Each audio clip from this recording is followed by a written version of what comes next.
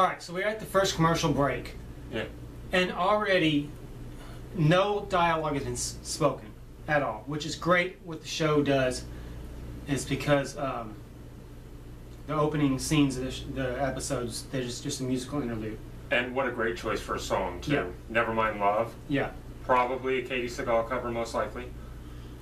But what do you think so far? The fuck? Right? Without even any lyrics or dialogue. Oh, man. And we're going to try to cut in during commercial breaks to kind of say what we think so far. That's a good idea. We just came up with this on the fly, too. Well, he came up with that on the fly. Yeah. We only got a couple minutes, so. Gemma's got the kids, which I understood that was going to happen, but that sucks. Jax was carving a swastika into somebody in prison. After beating the shit out of him and then pulling 2 teeth. Yeah. So we're wondering why he's with the neo-Nazis.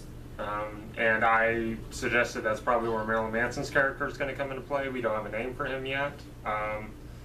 And Juice was working out naked. Yeah. Which, I don't know, whatever. But whatever. But already, it's already pretty violent. Just that beatdown scene was already pretty violent, so. Yeah, that was very screwed up. Kara is almost up and running.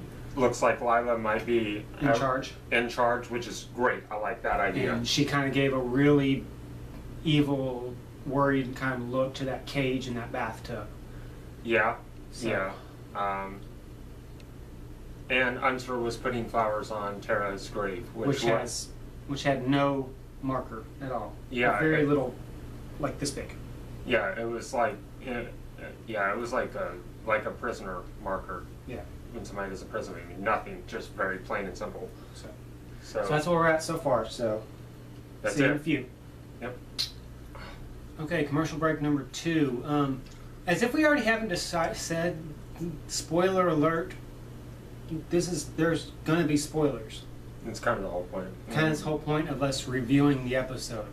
Yeah. That's why we're posting it the next day, so give people a chance to actually watch the show, a chance to watch it. Yeah.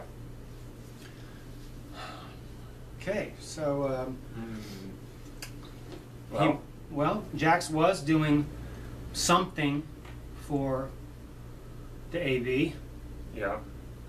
Specifically Marilyn Manson. Had to sit down with Marilyn Manson. Who, by the way, even without his makeup, that's a man that just can't look normal. No. Ever. He has no eyebrows. Yeah. It's weird. I don't know. He was looking a little, what's the word? Rotund? Yeah. Yeah. I guess maybe he's thought that, you know what? He's comfortable in life. He doesn't really have to care anymore. So sure. People are going to love him for his music and his poetry. Who cares what you look like? Yeah. But anyway, that's going beyond the point. Jax is now out of prison. Yeah. Well, he's not actually on the outside yet, but he's been cleared of Tara's murder. Yeah. He had to sit down with Patterson. 88 Patterson, who, by the way, I am so glad that they casted CCH Pounder, yeah, in that role, because I loved her on The Shield, and she's pretty much playing almost the same character as she did on The Shield. Yeah, just slightly different. She was a detective in The Shield, and she's a DA here. That was an interesting exchange between the two of them there, in the little interrogation room. Jax was incredibly quiet, but he only said one thing. But she had some good stuff to say. Oh yeah. I was just gonna say a quick note. Wendy left rehab and went home, and she went into a clean house that was stocked full of food. Turns out Juice is on the run and has been living there, and the club hasn't heard from him since Tara's death. Well, obviously this is commercial break 3, and it was nice to have. It was a little too intense there for a while, so it's nice to have a little comedy thrown in. Yeah, that was good. Because I was getting way too deep in there. Yeah, that was getting really intense in that car ride between Jax and Gemma. Yeah. Especially when he was thanking her for everything that she's done for the club and for his boys. Family. Yeah, that was Yeah, Thanks for twist it that. just a little bit more. Finally got to see what the club was up to. They're riding with the Grim Bastards and helping them out. And got to see Malcolm Jamal Warner, even if it was behind shades. He's the VP of it. Go ahead. Yeah, I guess they're talking to another crew and trying to find who killed a couple of their guys, and they weren't talking. At the end of season 6, because they were still talking about that blue Impala. Yeah. Oh yeah, I forgot about that. So yeah, I guess they weren't wanting to talk, and they wanted to speed up the process. So they got the lead guy who's in a wheelchair and hooked him up to Bobby's bike. Not just in a wheelchair, but has no legs. Yeah. He was stumpy. And he went for a ride. he went for a ride. Behind a fat boy on a fat boy. I mean, at least it was done in a comical way, because a white guy dragging a black man down the road is kind of Racist is the word. yeah. That's I was trying to think of Hate something crime. more. Yeah, there you go. I was trying to think of something more defined, distinguished to say, but yeah. But it was very much done in a comical way, and you could very much tell that there was some CGI involved with some of that. Yeah. So, I mean, not that we're saying hate crimes is funny. Please don't think that. no, But just the way that it was done. no, hate crimes are not funny, but seeing somebody in a wheelchair dragged behind a motorcycle is. Yes. Doesn't matter the color. It's So. just the point of it. It was hilarious. All right. Not much to say this time around. No. With the exception of we just saw a trailer for American Horror Story Freak Show, and that's just going to be weird. It's going to be so weird. Oh my goodness. Yeah, it's gonna be really messed up. I'm really looking forward to it. Yeah. Oh wow. Not too much more to report, except for they basically just threw down an ultimatum on that table. Yeah, I think he's setting up what I thought might happen this season, and that is war. Yeah. I mean, they're trying to get all their alliances straight, but it seems like Jax knows that a battle is coming. Something is going to be happening, and it's almost like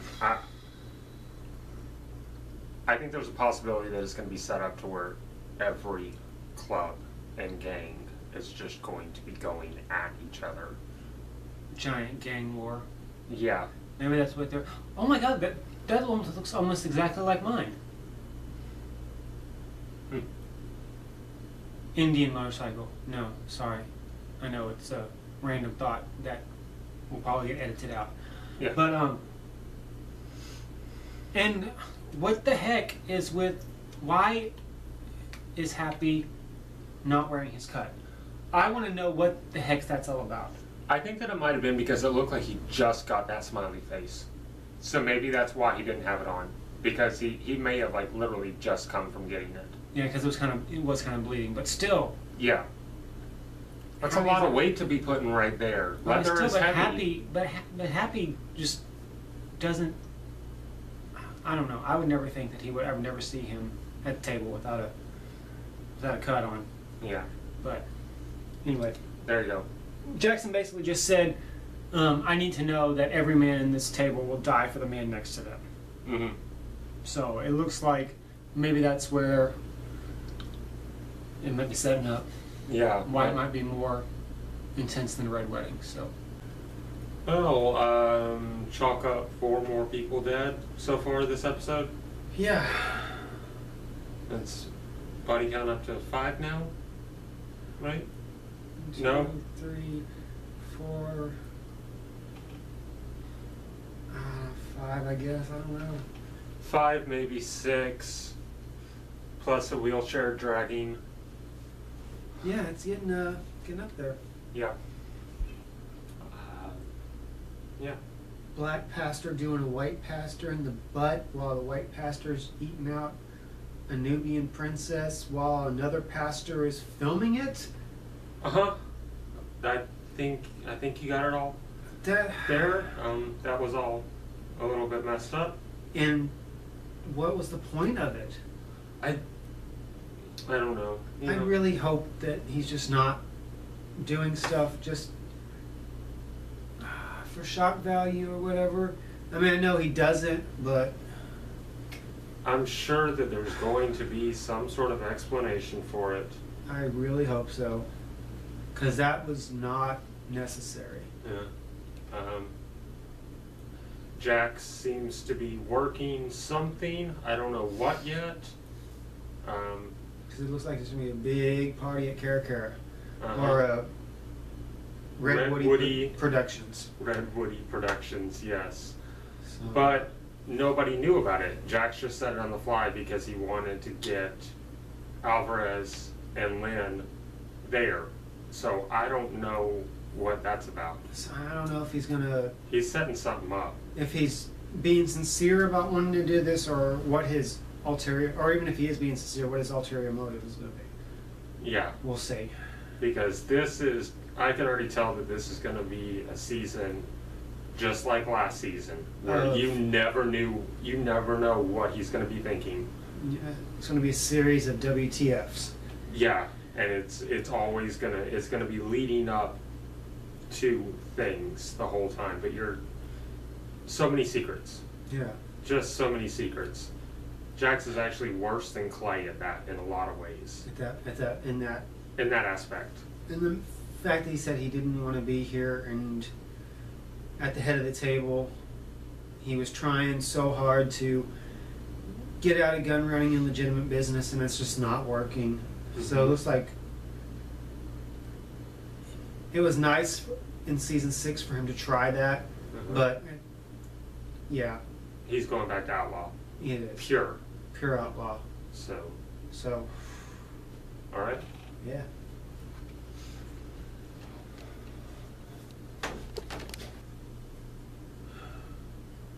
Wheel. Wow. Yeah. Jax has balls dropped back down. Yeah. That was just a little brutal. Yeah. Even though nothing was shown, it was pretty brutal. Yeah, it was. We skipped past 2 or 3 commercials. Yeah. Because not a lot had happened worth commenting on. Yeah, it was leading up to the very end there. And, well, I think that Poor bastard. Yeah. Poor Chinese bastard. Gemma came up with a pretty elaborate lie about who is responsible for Tara's death. And I'm not sure how she picked out that guy. I don't know what was going on there. Mm-hmm. But they captured him at the party at Red Woody, which I'm never going to be able to say that with a straight face, honestly. Yeah. And Jax took care of it in a very brutal and Old school fashion. very biblical. It was the type of thing that you could see that Happy loved it and was getting excited, if that tells you anything. Yeah. But I think that it is important to note that Gemma did this. Gemma is starting a war between Sam Crow and the Chinese, and she doesn't realize it. And I don't think anybody realizes it. But that's, if it leads there, this is all going to land on Gemma. I think she's just trying to protect her family, as she always has. And I don't think she can see past her own nose. No, I mean, I realize that's what she's doing, but she even said it earlier in the episode. I made a decision with the truth that I had, and that is a statement that sums up her character for the past 6 years. Yeah. She makes snap decisions and can't think about the consequences. No, she And can't that is see why. she can't see the forest for the trees. Yeah, that's why. She can't see the big picture. That's why so much, I mean, if you really think back on it, so many of the horrible things that have happened throughout the show were because of her. Piney's death, that one landed on her. Mm-hmm. You know, obviously Tara's death, Tara getting injured in the first place. Yeah. I mean, basically anything that had to do with Tara was all her. But, I mean, just. Wow. Yeah. I wasn't expecting a whole lot. Now, when I say that, I mean, I wasn't expecting a whole lot of action, considering this is the first episode, and it had only been 9 days since the previous episode, since the end of season 6. Yeah. So there had to be some exposition and some storytelling. So I wasn't expecting a whole lot of anything. But wow, that ending and that cover of Bohemian Rhapsody. Oh yeah. Was beautiful. Mm-hmm. And it just seems to fit. It really did. It fit very, very well. And Juice has Unser captured and tied up. I'm not. I don't know what's that all about, but I'm really curious about that. I mean, I don't know why that seems to be the thing I'm focusing on. But ever since season 6 ended, the main thing that's been running in my head, yes, okay, Tara's dead. Jax is going to want revenge. He's going to want to find out what happened. But the thing that I've been thinking about this whole time is, what's going on with Juice? yeah. What is he going to be up to? What's going to happen to him? You know, I honestly thought that at the beginning of this season we were going to find Juice and Gemma on the run together. That's what I thought. I was seeing that too. But that's not the case. But I'm just like, I want to know what's going to happen with that story. Yeah. That seems to be the one that I'm more interested in than almost anything else. And Wendy's got the kids. And Wendy's got the kids, which is nice. I don't have a problem with that. Yeah. I like that a lot, actually. Because, I mean, Wendy had her problems, but honestly, between her and Tara, she's a better fit for everybody. Yeah. Yeah, she is. I mean, Tara, wasn't a junkie whore, but she couldn't accept the life. Yeah. No matter how hard she tried. At least Wendy, was accommodating of the lifestyle. Mm-hmm. But she just, she had her demons just like everybody else. Yeah. And I think I've noticed a trend in this. It's been a long time since I read Hamlet, but the people who are the purest have the most to lose. and the people who have inner demons seem to succeed, which is totally backwards from Yeah. the way reality for most people is.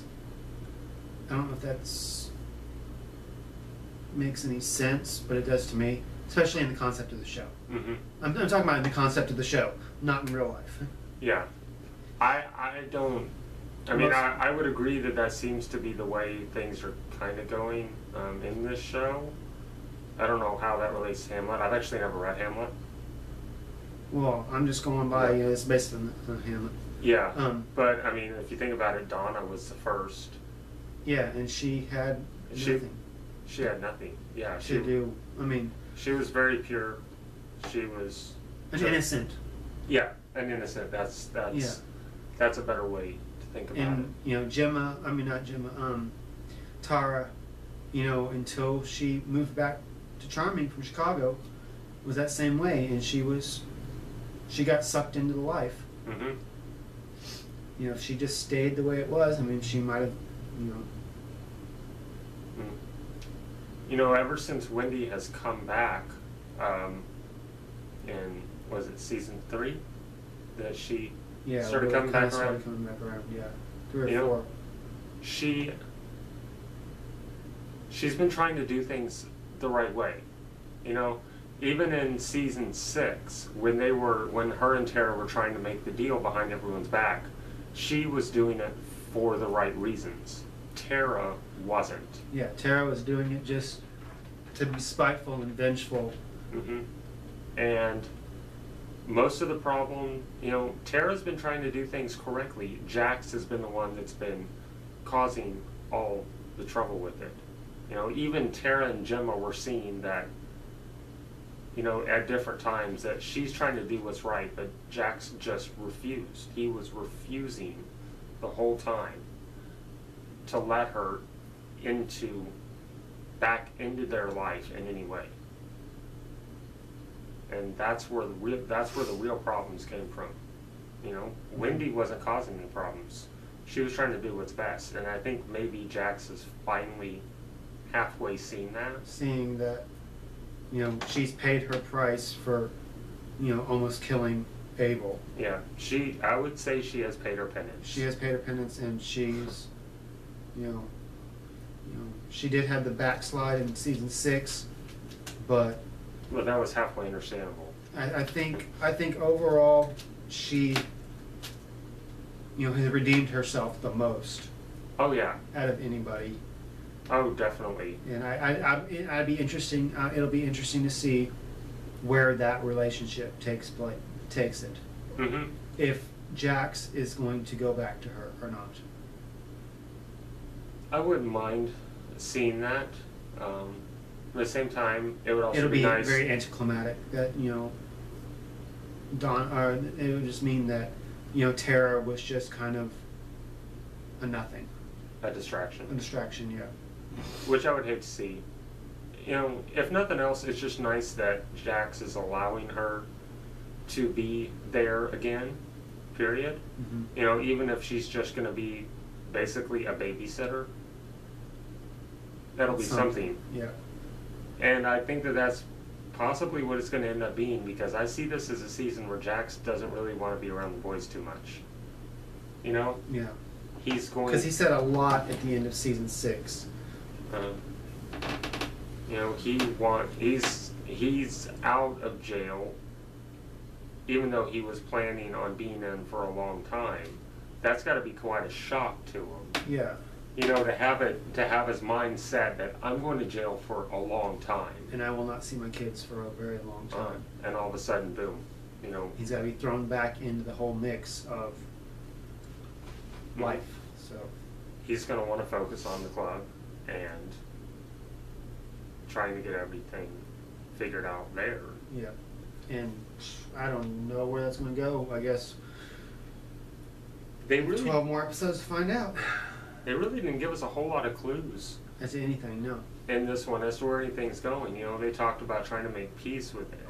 He's seems to be trying to make peace with everybody, apparently, except for the Chinese. But even then, yeah, he killed one of their guys, but he gave them guns. You know, he gave him Connor. So maybe he's still trying to move out of. yeah, it's like he's trying to keep the peace that he's made while secretly waging a battle. You know. I know it's going to be intense, and it's going to be bloody, and it's going to be